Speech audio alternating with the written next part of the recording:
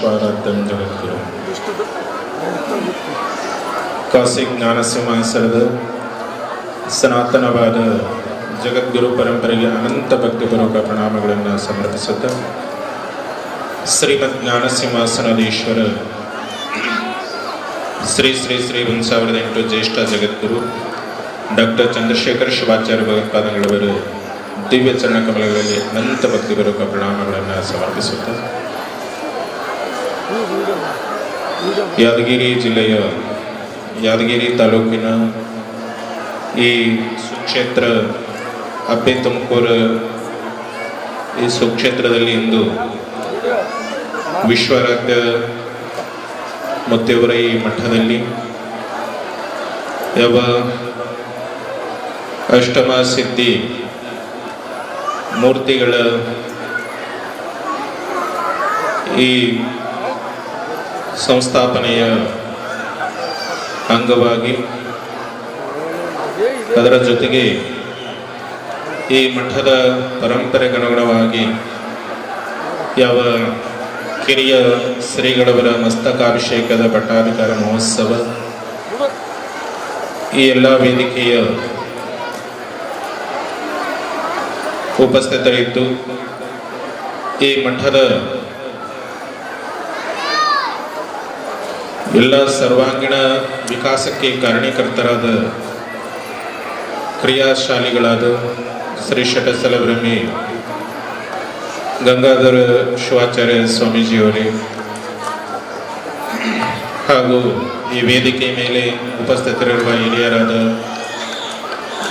ನಿಲಗಲದ ಶ್ರೀಗಳವರೇ ಹಾಗೂ ಶಹಾಪುರದ ಶ್ರೀಗಳವರೇ ಮತ್ತು ಇನ್ನುಳಿದ ಎಲ್ಲ ಶಿವಯೋಗಿ ಸ್ವರೂಪರಾದ ಶ್ರೀಗಳವರೇ ಹಾಗೂ ಈ ಕಾರ್ಯಕ್ರಮದ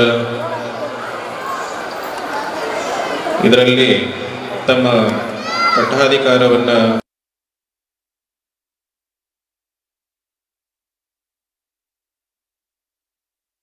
ಶ್ರೀಗಳಾದ ಷಟಸ್ಥಲ ಬ್ರಹ್ಮಿ ಶಿವಶೇಖರ ವಿಶ್ವಾರಾಧ್ಯ ಶಿವಾಚಾರ್ಯ ಸ್ವಾಮೀಜಿಯವರೇ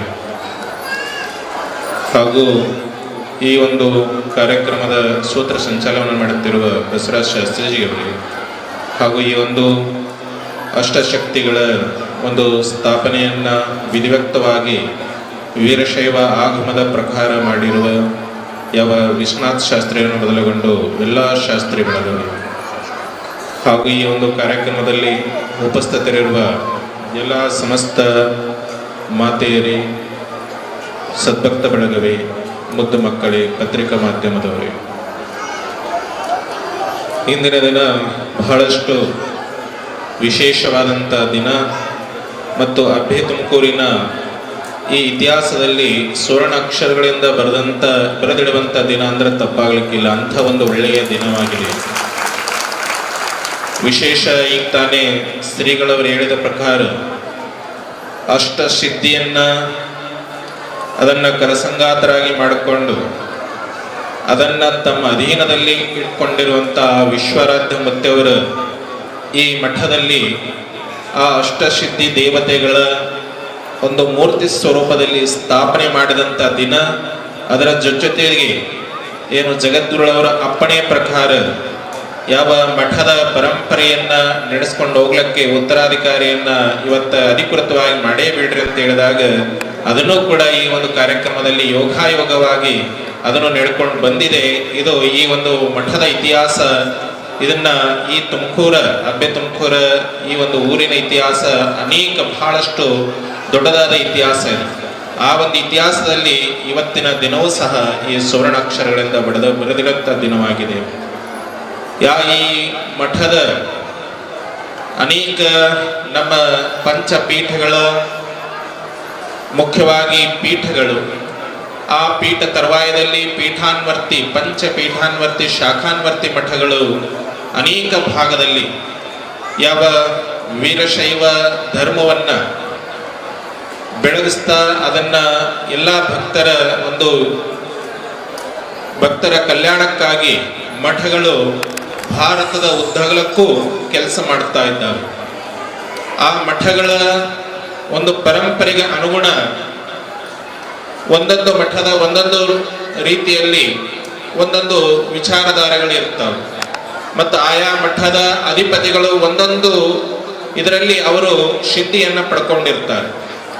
ಅಂದ್ರೆ ಒಂದೊಂದು ಕ್ಷೇತ್ರದಲ್ಲಿ ತನ್ನನ್ನು ತಾನು ತೊಡಗಿಸ್ಕೊಂಡು ಆ ಒಂದು ಕ್ಷೇತ್ರದಿಂದ ಭಕ್ತರ ಅಭಿವೃದ್ಧಿ, ಜನರ ಕಲ್ಯಾಣ, ಈ ಒಂದು ಸನಾತನ ಧರ್ಮದ ರಕ್ಷಣೆಯನ್ನ ಈ ಮಠ ಮಂದಿರಗಳು ಮಾಡ್ತಾ ಇರ್ತವೆ. ಆ ಮಠದ ಪರಂಪರೆಗನುಗುಣವಾಗಿ ಇವತ್ತ ಈ ಅಭ್ಯ ತುಮಕೂರ ಮಠ ಇದು ಯಾವ ಕಾಶಿಯ ಶಾಖಾನ್ವರ್ತಿ ಮಠ ಇದು. ಯಾವ ವಿಶ್ವಾರಾಧ್ಯ ಮುತ್ತವರು ಕಾಶಿಯಲ್ಲಿ ಅವರ ವಿದ್ಯಾಧ್ಯಯನವನ್ನು ಮಾಡಿಕೊಂಡು ಘನಪಂಡಿತರಾಗಿ ಆ ಪಂಡಿತತನವನ್ನ ಅಂದ್ರೆ ವಿದ್ಯೆಯನ್ನ ಭಕ್ತರ ಕಲ್ಯಾಣಕ್ಕಾಗಿ ಈ ಭಾಗದ ಎಲ್ಲ ಇಡೆಗೆ ಒಂದು ಕ್ಷೇತ್ರಕ್ಕೆ ಅವರು ಸೀಮಿತ ಇಟ್ಟಿಲ್ಲ. ಎಲ್ಲ ಭಾಗಕ್ಕೆ ಭಕ್ತರ ಕಲ್ಯಾಣಕ್ಕಾಗಿ ತಮ್ಮ ಪಾದ ಸಂಚಾರಿಯಾಗಿ ಈ ಒಂದು ಧರ್ಮ ಪ್ರಚಾರವನ್ನ ಮಾಡಿದಂತ ಕೀರ್ತಿ ಆ ವಿಶ್ವರಾಧ್ಯ ಮೂರ್ತಿಯರಿಗೆ ಸೇರ್ತದೆ. ಈ ಮಠದ ಪರಂಪರೆ ಇದು ಹೀಗೆ ನಿಂದಬಾರ್ದು. ಯಾಕಂದ್ರೆ ಗುರುವಿನ ದೃಷ್ಟಿ ಬಹಳ ಸೂಕ್ಷ್ಮ ಇರ್ತದೆ. ಎಲ್ಲ ನಿಮ್ಮ ಮನೆತನದ ಒಂದು ಜವಾಬ್ದಾರಿಯನ್ನ ನಿಮ್ಮ ಮಕ್ಕಳಿಗೆ ಯಾಕೆ ಕೊಡ್ತೀರೋ, ಮಕ್ಕಳಿಗೆ ಕೊಡ್ಬೇಕಾದ್ರೆ ಬಹಳ ವಿಚಾರ ಮಾಡ್ತೀರಿ ನೀವು. ನಿಮ್ದು ಒಂದು ಮನೇದು ಇರ್ತದ, ಆ ಮನೆತನದ ಜವಾಬ್ದಾರಿ ಕೊಡ್ಬೇಕಂದ್ರೆ ಸುಮಾರು ಮಗ 30-40 ವರ್ಷ ಆಗಿರ್ತದ, ಮದುವೆ ಆಗಿ ಮಕ್ಕಳಾಗಿರ್ತಾವ, ಅವು ಕೂಡ ಕೊಡ್ಲಕ್ಕೆ ಹಿಂದೆ ಮುಂದೆ ನೋಡ್ತಿರ್ತೀರಿ, ನಡ್ಸ್ಕೊಂಡು ಹೋಗ್ತಾವನೋ ಇಲ್ಲ ಅಂತೇಳಿ. ಹಾಗೆ ನಿಮ್ದು ವಿಚಾರ ಇರ್ತದಲ್ಲ, ನಿಮ್ದು ಒಂದು ಮನೆದೇ ಒಂದು ಮನೆತನ ನಡೆಸ್ಕೊಂಡು ಹೋಗಕ್ಕೆ ಇಷ್ಟೆಲ್ಲ ವಿಚಾರ ಮಾಡ್ತಾ ಇರ್ತೀರಿ. ಈ ಮಠದ ಭವಿಷ್ಯ ಅಂದ್ರೆ ಮಠದ ಕೆಳಗೆ ಮಠದ ಶಿಷ್ಯತ್ವದಲ್ಲಿ ಅನೇಕ ಸಾವಿರಾರು ಕುಟುಂಬಗಳು ಶಿಷ್ಯ ಬಾಂಧವರು ಇಲ್ಲಿ ಇರ್ತಾರೆ. ಆ ಶಿಷ್ಯ ಬಾಂಧವರ ಎಲ್ಲರನ್ನ ಮಕ್ಕಳಂಗ ನೋಡ್ಕೊಂಡು ಹೋಗ್ಬೇಕು, ಅವರ ಏನು ನೋವು ಕಷ್ಟ ನೋವುಗಳಿಗೆ ಭಾಗಿಯಾಗಬೇಕು. ಆ ತರನಾದ ನನಗೆ ಉತ್ತರಾಧಿಕಾರಿ ಸಿಗ್ಬೇಕಂತ ಶಿವಾಚಾರ್ಯದು ಕೂಡ ಬಹಳ ಸ್ವಪ್ನ ಇರ್ತದೆ. ಅವರು ಕೂಡ ದಿನ ಬೆಳಗ್ಗೆ ಆದ್ರೂ ಅದನ್ನೇ ವಿಚಾರ ಮಾಡ್ತಾ ಇರ್ತಾರೆ. ಈ ಮಠದ ಪರಂಪರೆಯನ್ನ ಚಾಚು ತಪ್ಪದೆ ನಡೆಸ್ಕೊಂಡು ಹೋಗ್ಬೇಕು ಅಂತ ಮರಿ ನನಗೆ ಸಿಕ್ಕರೆ ನನ್ನ ಕಲ್ಯಾಣ ಅಂತೇಳಿ ಅವರು ವಿಚಾರ ಮಾಡ್ತಾ ಇರ್ತಾರೆ. ಆ ಒಂದು ವಿಚಾರ ಮಾಡ್ತಾ ಯಾಕಂದ್ರೆ ಈ ಮಠ ಪುತ್ರವರ್ಗ ಪರಂಪರೆಯಲ್ಲಿ ಇದ್ದಂತ ಮಠ. ಈ ಒಂದು ಅವರ ಮನೆತನದಲ್ಲಿ ಒಂದು ಮರಿಯನ್ನ ಅವರು ನೇಮಕ ಮಾಡಿ ಈಗಾಗಲೇ ನಿಮ್ಮೆಲ್ಲರಿಗೆ ಮಠದ ಜವಾಬ್ದಾರಿಯನ್ನ, ಮಠದ ಏನೇನೋ ಕಾರ್ಯಗಳದಾವ, ಭಕ್ತರು ಯಾವ ತರ ಅದರ ಎಲ್ಲವನ್ನ ಅವರಿಗೆ ಕಲಿಸಿಕೊಟ್ಟಿದ್ದಾರೆ. ಯಾಕಂದ್ರೆ ಸುಮಾರು ವರ್ಷಗಳಿಂದ ಉತ್ತರಾಧಿಕಾರಿ ಅಂತೇಳಿ ನೇಮಕ ಮಾಡಿ ಅವರಿಗೆ ಎಲ್ಲನ್ನ ಪದೇ ಒಂದೊಂದಾಗಿ ಅವರಿಗೆ ಹೇಳಿಕೊಟ್ಟುವಂತ ಕೆಲಸವನ್ನು ಅವರು ಮಾಡಿದ್ದಾರೆ. ಗಂಗಾಧರ ಮುತ್ತೆಯವರು ಅವರ ಒಂದು ಜವಾಬ್ದಾರಿ ನಾವು ಅವ್ರಿಗೆ ಅಂದಿವಿ. ಈಗ ಅವರು ಕೂಡ ತಯಾರಾಗಿದ್ದಾರೆ, ನಿಮ್ಮ ಗರಡಿಯಲ್ಲೇ ತಯಾರಾಗಿದ್ದಾರೆ. ಅದಕ್ಕೆ ಅಧಿಕೃತವಾಗಿ ಇವತ್ತ ಯೋಗ ತಮ್ಮ ಅಷ್ಟಸಿದ್ಧಿ ಯಾವ ಮೂರ್ತಿಯನ್ನ ಸ್ಥಾಪನೆ ಮಾಡ್ತಾ ಇದ್ದಾರೆ ಅವರಿಗೂ ಕೂಡ ಅಷ್ಟಸಿದ್ಧಿ ಪ್ರಾಪ್ತಿ ಆಗಲಿ ಅಂತೇಳಿ ಈ ಒಂದು ಜವಾಬ್ದಾರಿಯನ್ನ ಅಧಿಕೃತವಾಗಿ ಮಸ್ತಕಾಭಿಷೇಕ ಮಾಡುವುದರ ಮುಖಾಂತರವಾಗಿ ಈ ಪಟ್ಟವನ್ನ ಅವರಿಗೆ ಜವಾಬ್ದಾರಿಯುಕ್ತವಾಗಿ ಇವತ್ತ ಎಲ್ಲಾ ಸಮಾಜದ ಭಕ್ತರ ಸಮ್ಮುಖದಲ್ಲಿ ಜಗದ್ಗುಳ ಒಂದು ಸಾನ್ನಿಧ್ಯದಲ್ಲಿ ಜಗದ್ಗುಳ ಒಂದು ಆಶೀರ್ವಾದವನ್ನು ಪಡ್ಕೊಂಡು ಈ ಮಠದ ಪರಂಪರೆಯನ್ನ ತಮ್ಮ ಶಿವಶೇಖರ ವಿಶ್ವರಾಧ್ಯ ಶಿವಾಚಾರ್ಯರು ಈ ಮಠವನ್ನ ಮುಂದ ಇದರ ಪರಂಪರೆ ಇನ್ನು ಉತ್ತರೋತ್ತರವಾಗಿ ಬೆಳೆಯುವಂತ ಅವರಿಗೆ ಆ ಎಲ್ಲಾ ಶಕ್ತಿಯನ್ನ ವಿಶ್ವರಾಧ್ಯ ಮುತ್ತರು, ಜಗದ್ಗುರುಳವರು ಹಾಗೂ ಗಂಗಾಧರ ಶಿವಾಚಾರ್ಯರು ಅವರಿಗೆ ಕರುಣಿಸಲಾಗಿದ್ದಾರೆ. ಮುಂದೆ ಇದನ್ನ ಯಾಕಂದ್ರೆ ಅಷ್ಟಸಿದ್ಧಿ ಪಡ್ಕೊಂಡಂತ ಆ ವಿಶ್ವರಾಧ್ಯ ಮುತ್ತವರು ಇಲ್ಲಿ ಬೇಡಿ ಬಂದ ಭಕ್ತರಿಗೆ ಅವರಿಗೆ ಏನನ್ನೂ ಕಡಿಮೆ ಮಾಡಲಾರದೆ ಏನು ಅವರ ಕಷ್ಟ ಅಂತ ಬಂದಿದ್ದಾರೆ ಆ ಕಷ್ಟಗಳನ್ನ ದೂರ ಮಾಡುವಂತ ತಾಕತ್ತು ಶಕ್ತಿ ಆ ಗದ್ದಿಗೆಗೆ ಇದೆ.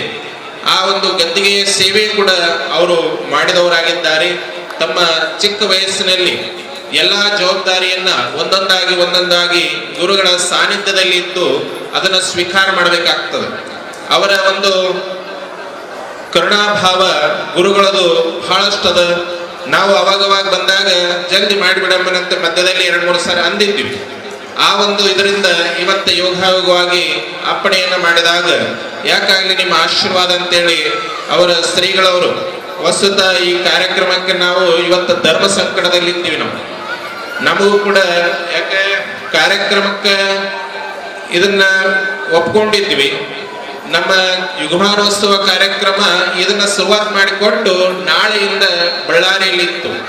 ಅದನ್ನ ವಿಚಾರದಲ್ಲಿ ಎಲ್ಲ ಒಪ್ಕೊಂಡು ಬಂದು ಹೋಗ್ತೀವಿ ಅಂತೇಳಿ ನಾವು ತಿಳಿಸ್ಕೊಂಡು ಆಮಂತ್ರಣವನ್ನು ಸ್ವೀಕಾರ ಮಾಡಿದ್ವಿ. ಆದ್ರೆ ಅದು ಯುಗಮಾನೋತ್ಸವ ಒಂದಿನ ಹಿಂದೆ ಮುಂದೆ ಮಾಡೋಣ ನಾವು ಕೂಡ ಧರ್ಮ ಸಂಕಟದಲ್ಲಿ ಬಿದ್ವಿ. ಇಲ್ಲಿ ಬಿಡ್ಲಕ್ಕೂ ಬರಲ್ಲ, ಅಲ್ಲಿಯೂ ಬಿಡ್ಲಕ್ಕೂ ಬರಲ್ಲ. ಎರಡೂ ಪರಿಸ್ಥಿತಿಯಲ್ಲಿದ್ದಾಗ ನಾವು ಶ್ರೀಗಳವರಿಗೆ, ಜಗತ್ ದೊಡ್ಡ ಸನ್ನಿಧಿಯವರಿಗೆ ವಿನಂತಿಯನ್ನು ಮಾಡ್ಕೊಂಡಿವಿ. ಇಬ್ಬರಿದ್ದೀವಿ, ಇಬ್ಬರದಾಗ ಒಬ್ಬರಲ್ಲಿ ಕಾರ್ಯಕ್ರಮಕ್ಕೆ ಇರೋಣ, ಒಬ್ಬರಂತೂ ನಮ್ಮದೇ ಮಠದ ಮತ್ತು ಶಾಖಾ ಮಠಕ್ಕೆ ನಾವೇ ಹೋಗ್ಲಿಕ್ಕೆ ಹೆಂಗಂತೇಳಿ ನಾವು ಸನ್ನಿಧಿಯವರಿಗೆ ವಿನಂತಿಯನ್ನು ಮಾಡ್ಕೊಂಡಾಗ ಶ್ರೀಗಳವರಿಗೆ ಕೂಡ ಸ್ವಲ್ಪ ಆ ಕಡೆ ವಿನಂತಿಯನ್ನ ಅವರು ಸನ್ನಿಧಿಯವರ ಆದೇಶವನ್ನು ಮಾಡಿದ್ರು. ಇಲ್ಲ ಬರ್ಲಿಕ್ಕೆ ನೆಡ್ಲೆ ನೋಡು ಅಂತೇಳಿ ಆ ಒಂದು ಇದರಲ್ಲಿ, ಯಾಕಂದ್ರೆ ಅದನ್ನು ಬಿಡ್ಲಕ್ ಬರಲ್ಲ. ಆದ್ರೆ ಹೆಂಗೆ ನೋಡ್ರಿ, ನಿಮ್ಮ ಮಠ ನಿಮ್ ಕೈಯಾಗ ಬಿಟ್ಟು ಏನ್ ಮಾಡ್ತೀರಿ ಹಂಗಂತೇಳಿ ಶ್ರೀಗಳವರು ಹಿಂದಕ್ಕೆ ಸರ್ಕೊಂಡ್ಬಿಟ್ರು. ನಮ್ಗಂತ ಬಿಡ್ಲಕ್ ಬರ್ಲಿಲ್ಲ. ಅದಕ್ಕೆ ನಾವಂದೀವಿ ಅವಶ್ಯವಾಗಿ ಬರ್ತೀವಿ. ಅದು ಎಷ್ಟೇ ರಾತ್ರಿ ಆಗ್ಲಿ ನಾವು ಸುಮಾರು ರಾತ್ರಿ ಬೆಳತನ ಜರ್ನಿ ಮಾಡಿ ಬೆಳಗ್ಗೆ 4 ಗಂಟೆಗೆ ಇಲ್ಲಿ ಬಂದು ಈ ಒಂದು ಕಾರ್ಯಕ್ರಮದಲ್ಲಿ ಅವರಿಗೆ ಮನಸ್ಪೂರ್ವಕವಾಗಿ ಆಶೀರ್ವಾದವನ್ನ ಮಾಡಿದವರಾಗಿದ್ದೀವಿ. ಆ ವಿಶ್ವರಾಧ್ಯ ಮುತ್ತೇವರ ಸೇವೆ ಈ ಸಮಾಜಕ್ಕೆ ಅಪಾರವಾದ ಸೇವೆ ಅದ. ಅದರ ಜೊತೆಗೆ ಗಂಗಾಧರ ಮುತ್ತೇವರು ಸಹ ಅವರ ನಡೆದು ಬಂದ ಹಾದಿಯಲ್ಲಿ ಅವರು ನಡೆದು ಈ ಒಂದು ಮಠದ ಕೀರ್ತಿಯನ್ನ, ಯಾಕಂದ್ರೆ 100 ವರ್ಷಗಳಲ್ಲಿ ಕೆಲವೊಬ್ರು ಮಾಡ್ಲಕ್ ಆಗ್ತಾ ಇರಲ್ಲ, ಆದ್ರೆ ಈ 40 ವರ್ಷದಲ್ಲಿ ಈ ಮಠದ ಎಲ್ಲರೂ ಬಂದು ನೋಡುವ ಹಾಗೆ, ಎಲ್ಲರೂ ಭಕ್ತಿಯಿಂದ ಬರುವ ಹಾಗೆ ಈ ಮಠವನ್ನ ಬೆಳೆಸಿದ್ದಾರಲ್ಲ, ಇದೆಲ್ಲಾ ಶ್ರೇಯಸ್ಸು ಶಟಸ್ಥಲ ಬ್ರಹ್ಮಿ ಗಂಗಾಧರ ಶಿವಾಚಾರ್ಯ ಸಲ್ತದ. ಆ ಒಂದು ಜವಾಬ್ದಾರಿಯನ್ನ ಇವತ್ತ ಉತ್ತರಾಧಿಕಾರಿಗಳಿಗೆ ಅದರ ಸಂಪೂರ್ಣ ಜವಾಬ್ದಾರಿ ಇನ್ನು ಪೂರ್ಣ ಏನವ್ರ ಮೇಲೆ ಬಿಡ್ಬೇಡ್ರಿ, ನೀವು ಸ್ವಲ್ಪ ನೋಡುತ್ತಾ ಅವ್ರಿಗೆಲ್ಲ ಜವಾಬ್ದಾರಿಯನ್ನ ಕೊಡ್ರಿ. ಇನ್ನು ಸಣ್ಣವ್ರ ಅದಾರ, ಅವರನ್ನು ಕೂಡ ನಾವು ಪರೀಕ್ಷೆ ಮಾಡಿದ್ದೇವೆ. ಎಲ್ಲನೂ ಕೂಡ ನಡ್ಕೊಂಡು ಹೋಗುವಂತ ತಾಕತ್ತು ಅವ್ರ ಬಳಿ ಅದ. ವಿಶ್ವರಾಧ್ಯ ಮುತ್ತೇವರು ಅವ್ರಿಗೆ ಕರುಣಿಸಿದ್ದಾರೆ. ಅದಕ್ಕೆ ಜಗದ್ರುಳು ಸಹ ಅವರಿಗೆ ಮನಸ್ಪೂರ್ವಕವಾಗಿ ಆಶೀರ್ವಾದಗಳನ್ನ ಮಾಡಿದ್ದಾರೆ. ಹಿರಿಯ ಜಗದ್ರುಳ ಆಶೀರ್ವಾದವೂ ಸಹ ಅವರಿಗೆ ಇದೆ.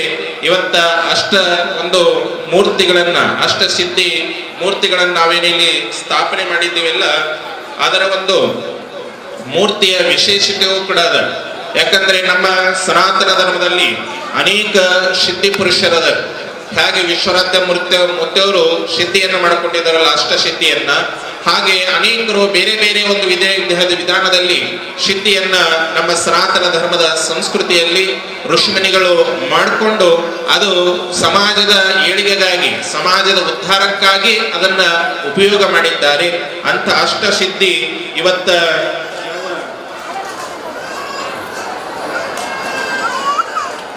ಅಣಿಮ ಮತ್ತು ಲಘಿಮ, ಮಹಿಮ ಮತ್ತು ಗರಿಮ, ಪ್ರಾಪ್ತಿ, ಪ್ರಾಕಾಮ್ಯ, ಈಶತ್ವ, ವಶಿತ್ವ, ಹೀಗೆ ಮೂರ್ತಿಗಳ ಹೆಸರುಗಳನ್ನದವ. ಅದನ್ನ ಶ್ರೀಗಳವರ ಮೂರ್ತಿಗಳ ಮೇಲೆ ಹೆಸರನ್ನ ನಂತರ ಬೋಲ್ಡ್ ಹಾಕೋರಿದ್ದಾರೆ.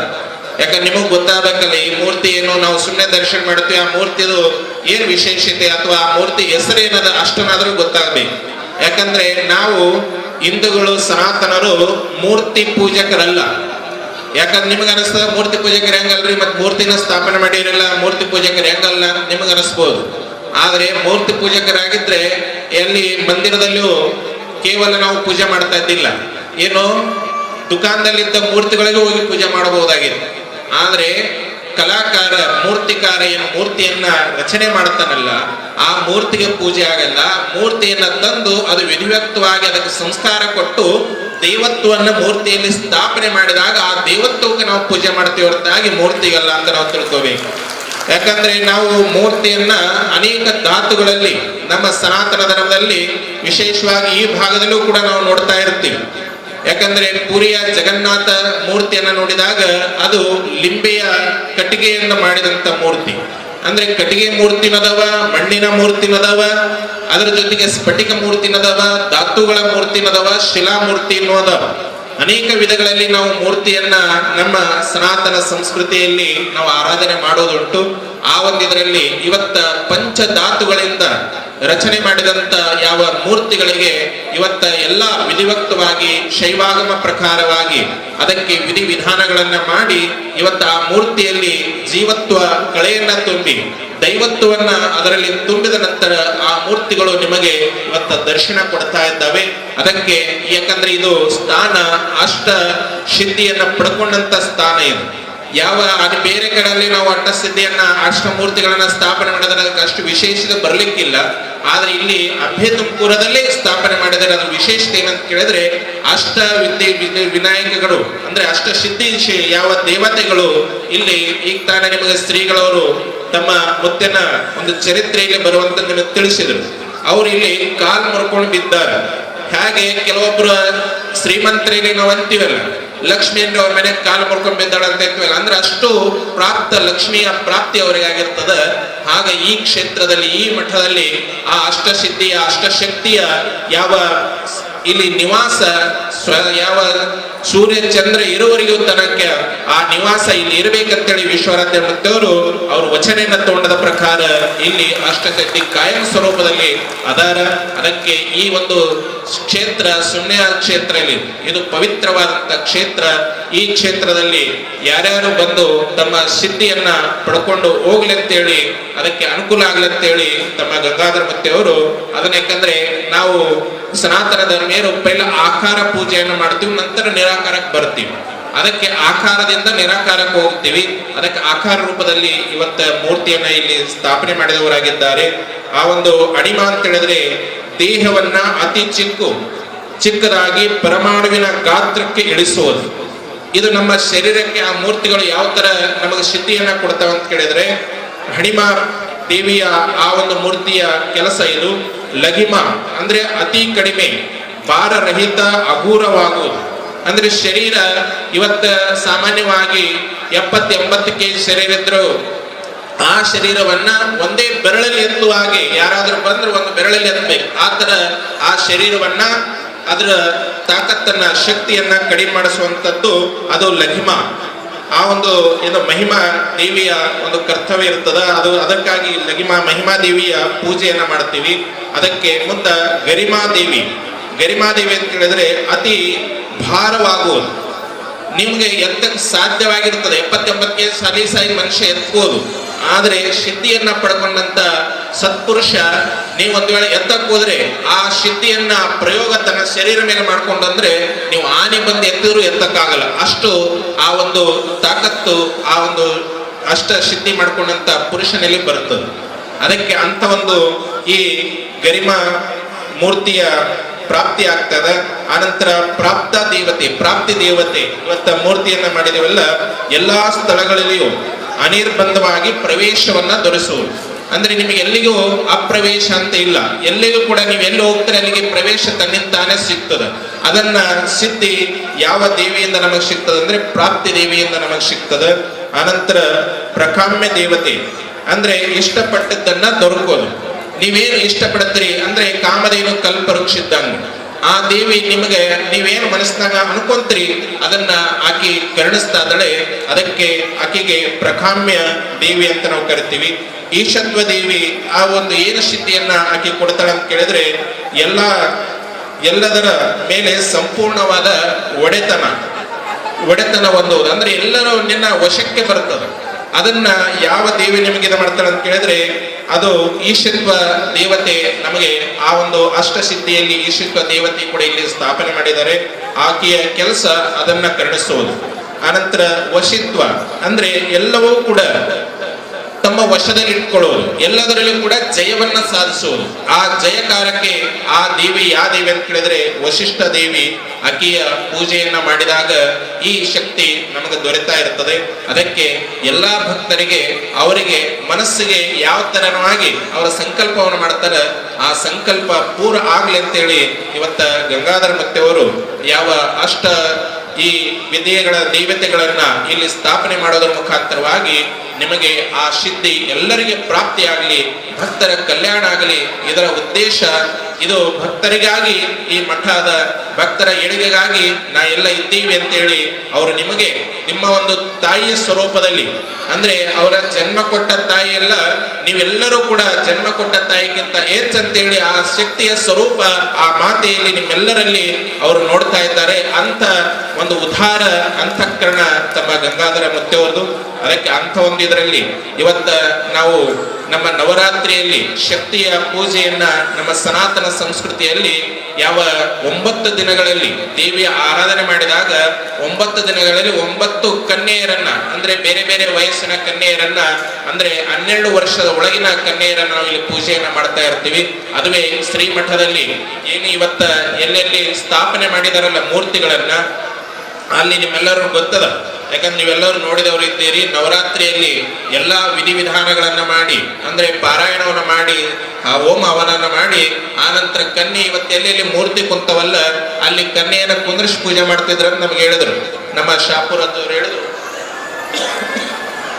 ಅಂದ್ರೆ ಕೇವಲ ಮೂರ್ತಿ ಅಲ್ಲ, ನಡೆದಾಡುವ ಕನ್ಯೆಯರನ್ನ, ಆ ತಾಯಿಯ ಸ್ವರೂಪದ ಶಕ್ತಿ ಸ್ವರೂಪದ ಕನ್ಯೆಯರನ್ನು ಅಲ್ಲಿ ಕೊಟ್ಟು ಪೂಜೆ ಮಾಡ್ಯಾರ ಮೇಲೆ ಅದು ನಮಗೆ ಶಕ್ತಿ ಸ್ವರೂಪದಲ್ಲಿ ನಮ್ಮ ಸನಾತನ ಧರ್ಮ ಏನ್ ಹೇಳ್ತದೆ ಕೇಳಿದ್ರೆ, ಯತ್ರ ನಾರಿಸ್ತು ಪೂಜ್ಯಂತೆ ತತ್ರ ರಮಂತಿ ದೇವತಾ, ಎಲ್ಲಿ ನಾರಿಯರನ್ನ ಹೆಣ್ಣು ಮಕ್ಕಳನ್ನ ಪೂಜ್ಯ ಭಾವನೆಯಿಂದ ಪೂಜೆಗೊಳಿಸ್ತವರೋ ಆ ಒಂದು ಕ್ಷೇತ್ರದಲ್ಲಿ ಆ ಪರಮಾತ್ಮ ಎಲ್ಲಾ ದೇವಾನುದೇವತೆಗಳು ನಿತ್ಯ ನಿವಾಸ ಮಾಡ್ತಾರೆ, ನಿತ್ಯ ತಿರುಗಾಡ್ತಾರೆ ಅಂತೇಳಿ ನಮ್ಮ ಸನಾತನ ಧರ್ಮದ ಧರ್ಮ ಗ್ರಂಥಗಳು ಹೇಳ್ತಾ ಇದ್ದಾವೆ. ಅದನ್ನೇ ಎಲ್ಲ ಮಠ ಮಂದಿರಗಳು, ಎಲ್ಲ ಸಂತರು ಸತ್ಪುರುಷರು ಅದನ್ನ ಒಂದು ಆರಾಧನೆ ಮಾಡ್ತಾ ಬರ್ತಾ ಇದ್ದಾರೆ. ಇವತ್ತ ಇಲ್ಲಿ ಯಾವ ಶಕ್ತಿಯ ಸ್ವರೂಪದಲ್ಲಿ ಇವತ್ತು ಸಾವಿರಾರು ಮಹಿಳೆಯರನ್ನ, ಸಾವಿರಾರು ತಾಯಿಯಂದರನ್ನ ಇಲ್ಲಿ ಬರಮಾಡಿಕೊಂಡು ಅವರೆಲ್ಲರಿಗೆ ಮುಡಿ ತುಂಬುವುದರ ಮುಖಾಂತರವಾಗಿ ಆ ಶಕ್ತಿಯ ಆರಾಧನೆಯನ್ನ ಗಂಗಾಧರ ಮುತ್ತವರು ಪ್ರತಿ ವರ್ಷವೂ ಕೂಡ ನವರಾತ್ರಿ ಮಹೋತ್ಸವದಲ್ಲಿ ಮಾಡ್ಕೊಂತ ಬರ್ತಾ ಇರ್ತಾರೆ.